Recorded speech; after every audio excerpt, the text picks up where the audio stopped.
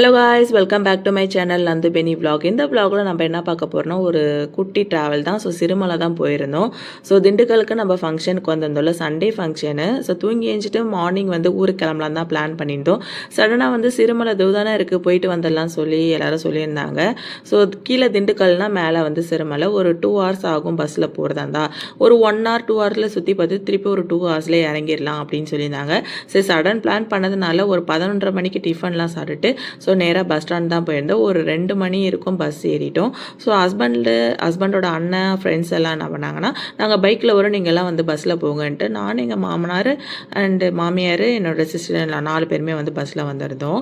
So நாங்கள் ஒரு 2 மணிக்கு பஸ் ஏறிப்போ ஒரு 4 மணிக்கு இங்கே ரீச் ஆகிட்டோம். பஸ் வந்து ஒரு இடத்துல நிற்க வச்சுட்டாங்க. ஸோ வந்து ½ an hourலேயே வந்து பஸ் எடுத்துருவோம். திருப்பி நீங்கள் இங்கே ஒரு சிவன் கோயில் இருக்குது, அதை போய் பார்த்துட்டு வந்துடுங்க அப்படின்னு சொன்னாங்க.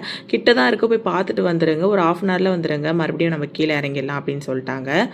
நாங்கள் வந்தது லோக்கல் பஸ்ஸு தான். ஸோ அது டைமிங்க்கு தான் சொல்லிட்டாங்க. நாங்கள் வந்தது 4 o'clock வந்து இறக்கி விட்டுட்டாங்க.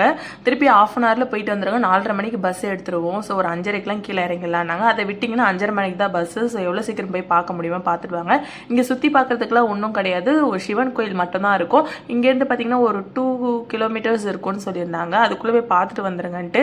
என்னங்க ஒரு ½ an hour 2 kilometers போயிட்டு சாமியை கும்பிட்டு எப்படி திருப்பி வர முடியும்? உங்களால் முடிஞ்சா போங்க, இல்லாட்டா இங்கே இருங்க பஸ் எடுக்கிற வரைக்கும் சொல்லிட்டாங்க. பஸ்ஸை விட்டுற போகிறேன்ட்டு பஸ்ஸு டிரைவர் நம்பர்லாம் வாங்கிட்டு வந்திருந்தேன். அவங்க சொன்னாங்க ஹார்ன் அடிப்போம், உங்களுக்கு காதில் விழுந்துச்சுன்னா நீங்கள் வந்து சீக்கிரம் வந்துடுங்க அப்படின்னாங்க.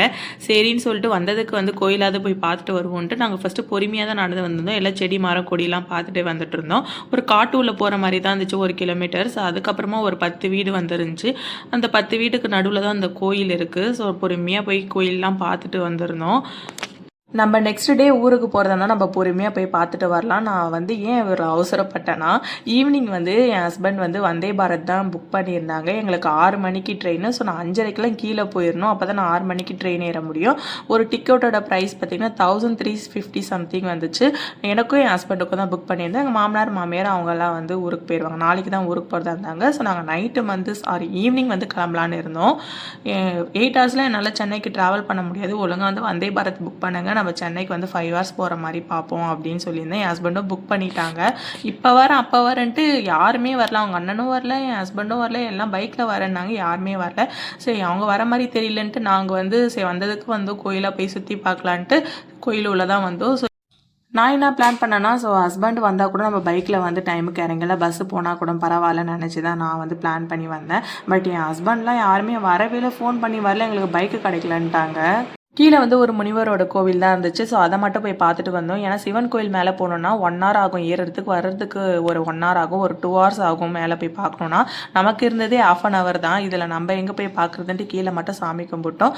அந்த ஊரில் ஒரு கடை கூட இல்லை. ஸோ எங்களுக்கு செம பசி, மதியானம் சாப்பிடக்கூட இல்லை. அங்கே பரவாயில்ல அன்னதானம்லாம் போட்டிருந்தாங்க, ஒயிட் ரைஸ், சாம்பார், ரசம், மோர் அண்ட் ஊறுக்காய். பரவாயில்ல கொடுங்க, பசி செம பசி, நல்லா சாப்பிட்டாச்சு.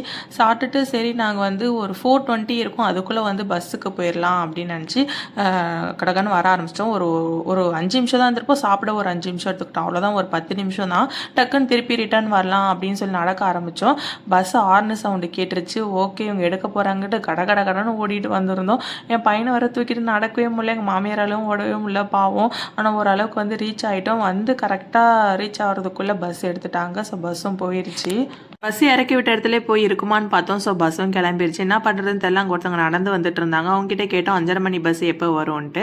அவங்க சொன்னாங்க இன்னும் கொஞ்சம் தூரம் நடந்து போனால் அங்கே ஒரு கடை இருக்கும், அங்கே தான் வந்து 5:30 மணி பஸ் வரும் அப்படின்னு சொன்னாங்க.